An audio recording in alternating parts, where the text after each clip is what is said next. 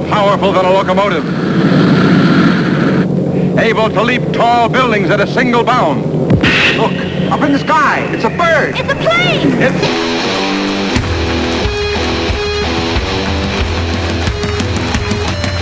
From the world-famous Blackbird Studios, it's the Rave X podcast. And now, Rave X.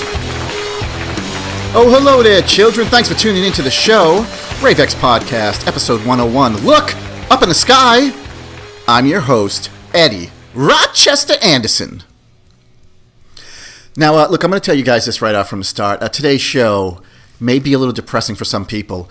You know, I try to keep it light and funny, but this was something that happened in my life years and years ago that was crazy for a little kid to experience, but also not the cheeriest, happiest of memories. Kind of a confusing memory for me, you know. So I thought, well, you know, we kicked off the show with episode 100, and things were a little bit different for that episode.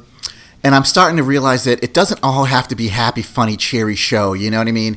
It can be a show that just tells you a story where you kind of walk away from it like an episode of The Twilight Zone or something like, what the heck did I just hear? And this is going to be one of those episodes, man, so I hope people aren't easily bothered by this. I don't want to give any too much away. It involves the first time my mom and dad took me to go see Superman. And I was a young Rave X back in the late 70s. Oh, I don't want to give it away, man. With that being said, kids, let's dive in. So you guys who know me on the air, or IRL, as the kids say in real life, I'm a huge superhero guy, man. You know this, man. DC, Marvel, whatever. I just love superhero stuff. You know, you look at my sweet apartment I got here. I've just got superhero stuff everywhere. Posters, vintage posters from Superman, from the original, 1938 cover there. And all types of, whether it's Henry Cavill or Christopher Reeves. I just love comic book stuff. And when I was a kid, my mom really turned me on to that stuff, you know. She got me this lunchbox, and I remember it was like a Avengers lunchbox, and it had all the Avengers with their names on it. And I made sure to study and learn all the names of the Avengers, you know. And then, of course, there was Challenge of the Super Friends. And I remember there was a live-action version called, like, Legend of the Super Friends that came on. It was really weird. Wonder Woman and Christopher Reeves wasn't in it because they were doing movies at the time. But you did have Adam West and Burt Ward come back as Batman and Robin in this live-action version of Super Friends. It was more like a roast, like Dean Martin Celebrity Roast. It was like that with superheroes. And I remember my mom was so excited to watch it. She was like, it comes on at 8 o'clock. And I kept going, is it time now? She goes, no, it's only 7:30. I'm like, okay, well, when? And me and my mom sat down with popcorn and we watched the Legend of the Super Friends or whatever it was called.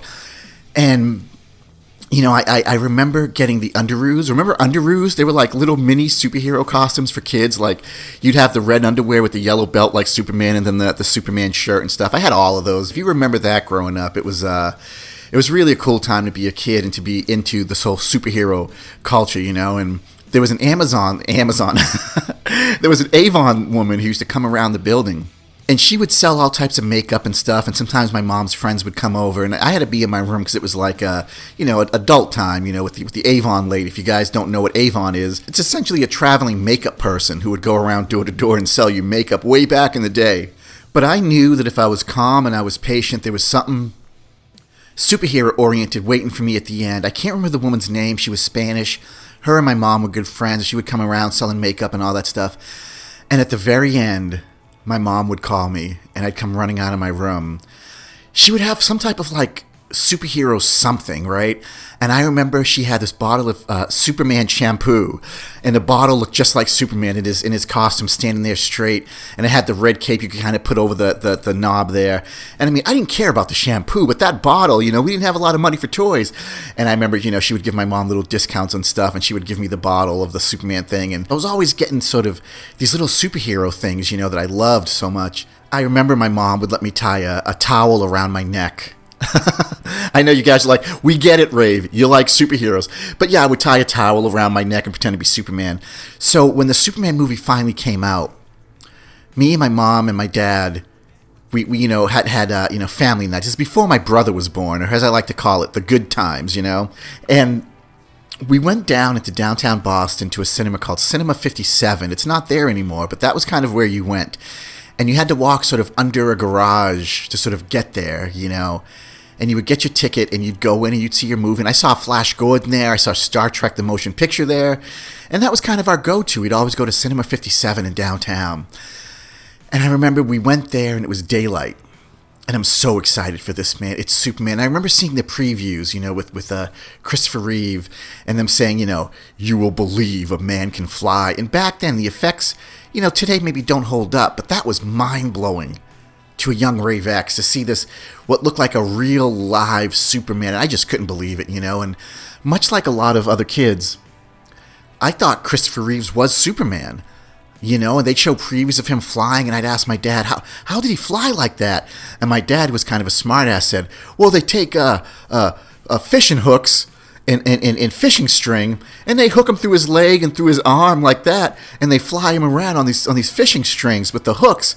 And I was like, oh my God. He'd go, you still want to fly? And I'd be like, no. I mean, he, of course, told me later he was messing with me. So, we get all dressed up, man, and we're going out to the movies, to Cinema 57, and we get there early. And I just remember going to the movies was such an amazing experience, when you're a kid. And we go there, and we get the popcorn, and I'm so excited. We're going to Superman. And they got the Superman posters. And you didn't really have cameras back then, except, my mom had like a Polaroid. And in front of the poster for Superman, my mom told me to go stand in front of it, and she took a picture. I can't find the picture. I looked for it. It's gone. We go in, and we get our seats. We sit kind of in the middle, kind of close, and there was another kid there, and me and this kid were playing around, and I had my action figure, my Superman action figure, and he had some action figures. We were playing around, and then the lights go down. And it's game time, man. The lights go down. It is game time. And I just lean back in that chair, and I'm so small, I almost can't see over the chair in front of me, so I had to, prop myself up on my knees. And we watched the entire Superman movie, man, and I'm like, Lois Lane, it was like my first crush. Princess Leia and Lois Lane was like my, I didn't know what it meant to have a crush on someone, but I knew that that's what I wanted, And of course, the way that Christopher Reeves as Clark Kent was kind of bumbling and like, oh, excuse me, sorry, my fault. But then when he was Superman, he was the embodiment of everything good. Truth, justice, and the American way. Although they don't say that anymore. In the 2005 Brandon Routh Superman movie, Perry White, the editor for the Daily Planet, says, truth, justice, and all that other stuff. But, back in the day, man, it was okay to say truth, justice, and the American way. And I remember looking at Christopher Reeve, how polite he was. He's a guy he's essentially a god. He's the strongest person on the planet. But he would be so polite. Excuse me, ma'am. Excuse me. Hello, officer, how are you? And he would stand up straight.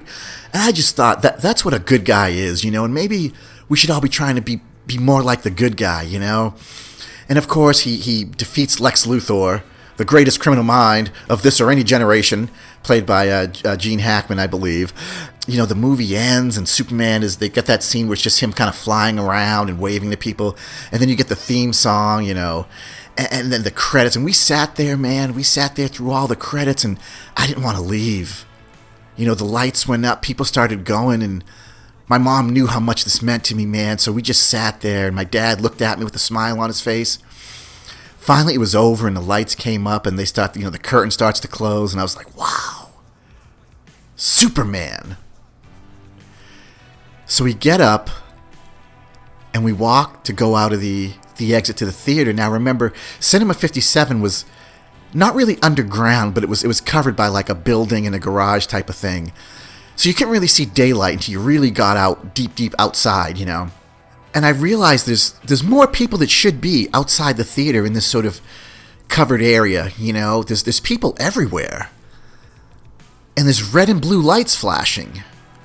And I'm about knee-high to a grasshopper, so I can't see a whole lot, and my dad's holding one of my hands, and my mom's holding my other hand, and I'm looking around, and there's kind of like some screaming, and just commotion. I don't know how to describe it, just commotion, and there's ambulance, and fire trucks, and police, and like mobs of people.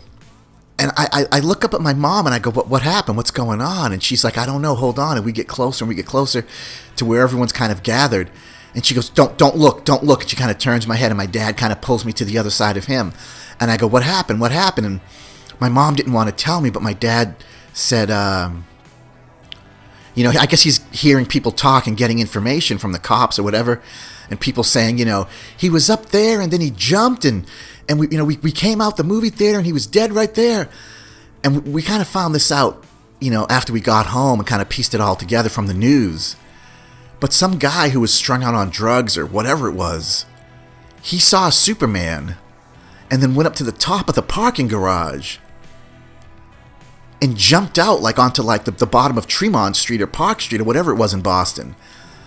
Because that movie messed him up so much, and he was on drugs. I remember my dad saying, oh, he was on drugs. Now, I don't know, man. It's impossible to kind of look into it now. But I remember it was on the news when we got home.